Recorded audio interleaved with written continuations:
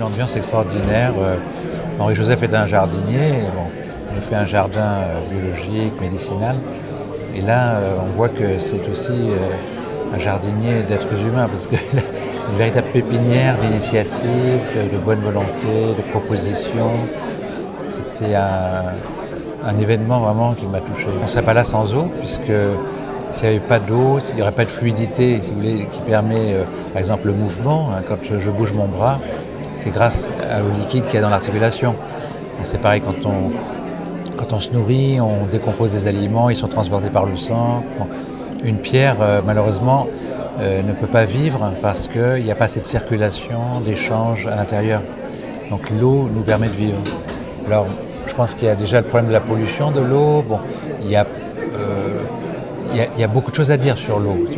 Je pense qu'il faut le fait de réfléchir à cette valeur de l'eau va nous la rendre plus précieuse.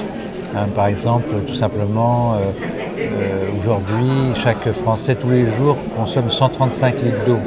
Bon, il suffit d'avoir un bouton spécial pour mettre moins d'eau dans la chasse d'eau quand c'est juste un petit pipi. Bon, de voir quand il y a une fuite au robinet, de la faire réparer. Bon, il y a des façons, si vous voulez, déjà de respecter l'eau en ne la gaspillant pas. Des façons d'arroser. Arroser au soleil, si vous voulez, ça va s'évaporer. Bon, il faut réfléchir un petit peu. Donc, arroser quand le soleil ne s'est pas encore levé, c'est beaucoup plus profitable à la terre et aux plantes. Je suis très fier de ma population qui se sont déplacés et avoir 21 pays dans cette salle de l'auditorium. Je suis quand même assez fier de tout ce que mes compatriotes ont pu faire pour que ce colloque puisse arriver donc à son terme et on a presque fini et on a appris énormément de choses durant une semaine.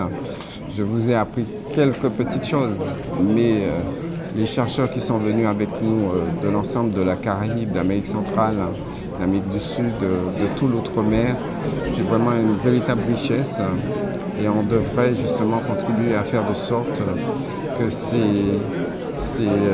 chercheurs viennent plus souvent chez nous. Et c'est mon vœu le plus cher. Comment faire les lois? Il faut des finances. Et donc les finances, il faut les avoir. Et ça, je le dis. Donc j'invite à ce que, que ce type de réunion puisse se faire assez souvent, notamment avec les chercheurs de Tramil qui viennent d'Amérique du Sud, d'Amérique centrale, du Guatemala, du Panama, de Cuba, du Mexique. Vous savez que ce sont des pays où ils ne sont pas très riches. Donc si vous ne prenez pas en charge leur billet, vous n'aurez pas leur reconnaissance.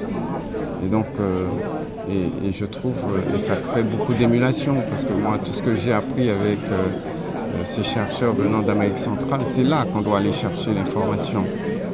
Parce que très souvent, on va chercher des choses aux États-Unis, en Europe, mais on oublie nos frères qui sont à côté de nous et qui partagent la même biodiversité.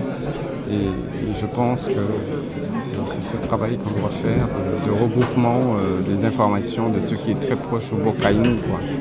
C'est ça pour nous faire.